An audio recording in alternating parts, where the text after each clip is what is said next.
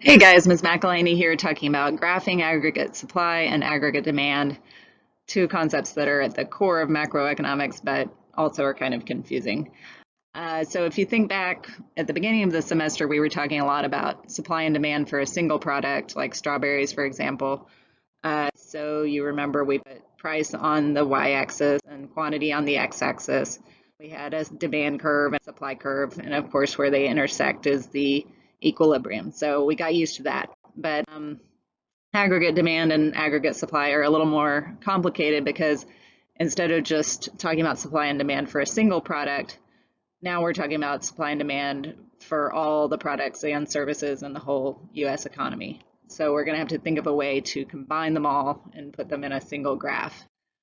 So then if you think about the graph, instead of having price and quantity on the axes, we're going to have to figure out a way to combine the prices for all the goods and services in the economy, and also combine the quantities of goods and services produced.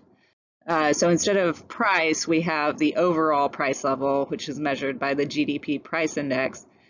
And then instead of quantity, we have the total quantity of output, which is real GDP. Now, aggregate demand I have shown here as AD, and it is the relationship between the overall price level and the total quantity of output demanded in the whole economy. So basically, it's saying what happens to the demand for all the goods and services in the economy when inflation goes up. One of the things that happens is that people's money in the bank is not worth as much, so they feel poorer. Therefore, they spend less money, and that brings down the total quantity of output demanded. So that's the reason for the downward sloping aggregate demand curve. The aggregate supply curve slopes up, and the reason for that is that when inflation occurs, a lot of times businesses can charge higher prices for their products. At the same time, however, not all of their input prices may have gone up. So there's a short period of time when they're going to be able to make more profits, and that means that they're willing to supply more as the price level rises. In particular, wages don't tend to rise automatically with inflation. They take a while to catch up. So that's the reason for the upward sloping aggregate supply curve, at least in the short term.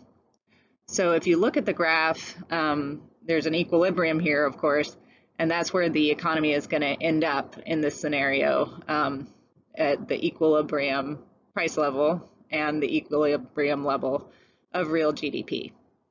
So what would we want the equilibrium level of real GDP to be? We would actually want that to be as high as the economy is able to produce with all of its resources. And that's also known as potential GDP. That's the level of GDP where there's no cyclical unemployment in the economy.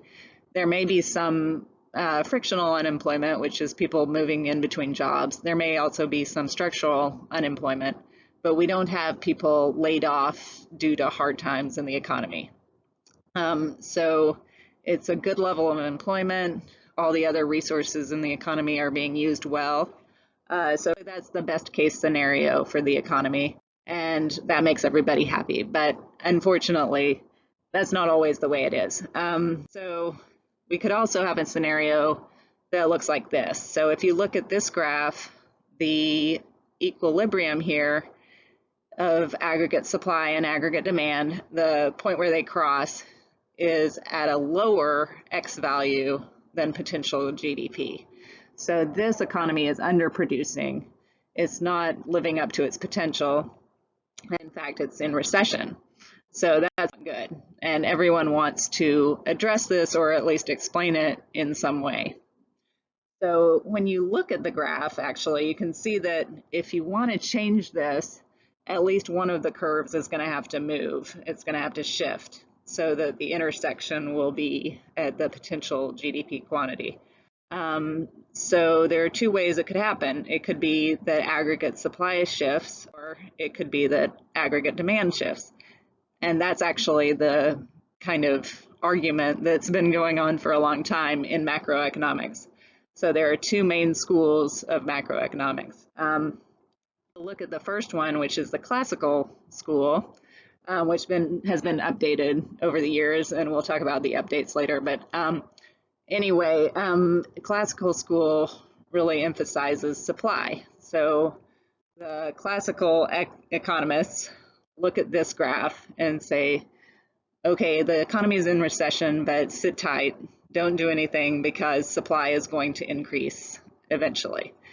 Why is that? Because there's a self-correcting aspect to it, where if the economy is in recession when we have unemployment, that's going to drive down wages after a while. When people are out of a job for a long time, they might be willing to work for less.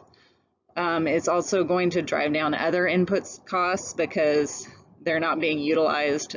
So eventually the price will fall in order to clear the market. And so the classical economists thought there's really no reason to do anything about it. All you have to do is allow the economy to bounce back on its own. So if input prices, including labor costs, fall enough, then that will start to affect aggregate supply. And in fact, aggregate supply will increase because that's one of those factors that tend to shift the supply curve, is when input costs go down, supply increases. So due to this effect, the aggregate supply curve is going to shift to the right. That's an increase. And so it's going to keep shifting until the new equilibrium ends up at the same total quantity of output as potential GDP. Because classical economists always believe that in the long run, the economy is going to shift back to its potential GDP level. So that's one way of looking at things. And then, of course, Keynes came along and came up with a different way. So Keynesians always focus on demand in the economy. And so they would look at this graph and say, demand is too low. So what needs to happen? Actually, the demand curve needs to shift so that the economy can get back to its potential GDP quantity.